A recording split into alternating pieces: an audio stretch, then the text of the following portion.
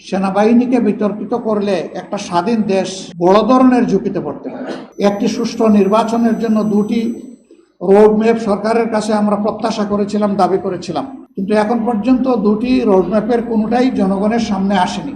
এখান থেকেও কিছু সন্দেহ সংশয় জন্ম নিয়েছে যে এই সরকার যেহেতু আমাদের সকলের সরকার, আসুন আমরা সবাই মিলে তাকে সহযোগিতা করি। কিন্তু এইখানে বোঝাপড়ায় যদি কোনো গ্যাপ তৈরি হয় আর জাতি যদি কোনো সংকটে পড়ে, এ দায় আমরা কেউ এড়াতে পারবো না।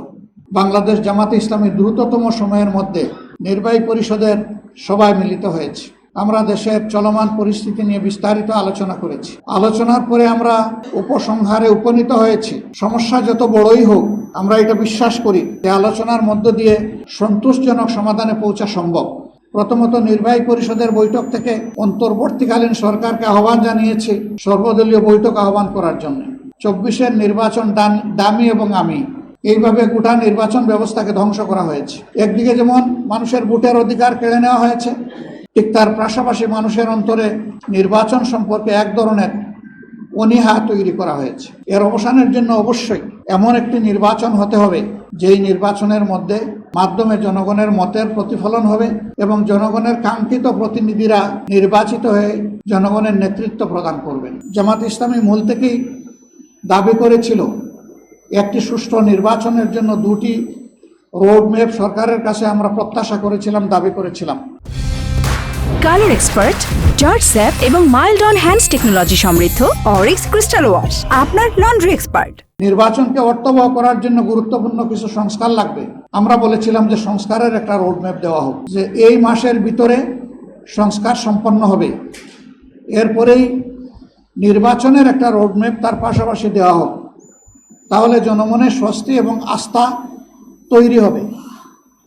কিন্তু এখন পর্যন্ত দুটি রোডম্যাপের কোনোটাই জনগণের সামনে আসেনি। এখান থেকেও কিছু সন্দেহ সংশয় জন্ম নিয়েছে। আমরা এখনও সরকারকে অনুরোধ করব যে দুইটি রোডম্যাপ যথাসম্ভব শীঘ্র এইটাকে জনসম্মুখে প্রকাশ করা হোক, তাহলে জনমনে আস্থা ফিরে আসবে। আজকে পরিবর্তনের 9 মাস অতিক্রান্ত হয়েছে। আমাদের প্রধান উপদেষ্টা বলেছেন, একাধিকবার বলেছে, জাতীয় নির্বাচন তিনি এই বছরের ডিসেম্বর থেকে আগামী বছরের জুনের মধ্যে সম্পন্ন করতে চান। আমরা বারবার বলেছি, তাই তার এই কথার উপরে আমরা আস্থা রাখতে চাই এবং আস্থা রেখে এটার জন্য আমাদের বিবেচনায় সুইটেবল টাইম কি হতে পারে আমরা সেইটাও ফ্লেক্সিবলি বলেছি। আমরা তাকেও বাধ্য করতে চাই না। আমরা কেন বাধ্য করতে যাব? কারণ তিনি তো সকলদের দ্বারা সমর্থিত।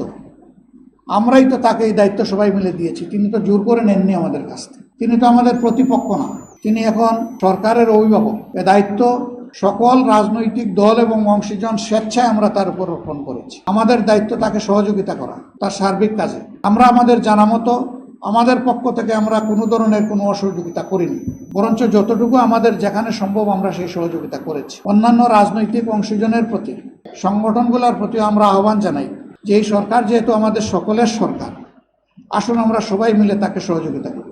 সবাই মিলে যদি সহযোগিতা করি আর সরকারও যদি স্বতঃস্ফূর্তভাবে আমাদের সহযোগিতা গ্রহণ করেন, তাহলে আমরা মনে করি যে সমস্যা যাই সামনে আসুক সমাধান তার অতি সহজ। কিন্তু এইখানে বোঝাপড়ায় যদি কোনো গ্যাপ তৈরি হয় আর জাতি যদি কোনো সংকটে পড়ে, এ দায় আমরা কেউ এড়াতে পারবো না।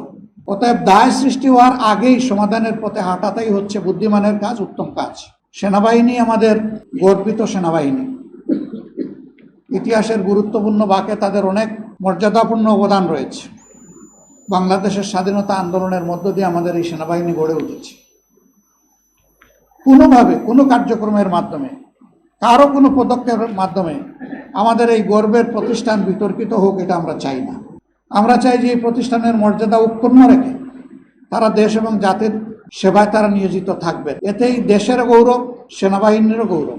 আমরা আমাদের সেনাবাহিনীকে সেই গৌরবের জায়গায় রাখতে চাই এবং এই জায়গা কেউ ক্ষতিগ্রস্ত করবেন না সেই দিকে আমরা আশা রাখতে চাই। সেনাবাহিনীকে নিয়ে যে কোনো ধরনের মন্তব্য করা থেকেও বিরত থাকা উচিত বলে আমরা মনে করি। এই বিষয়টা একটা দেশের সার্বিক নিরাপত্তার সাথে সংশ্লিষ্ট।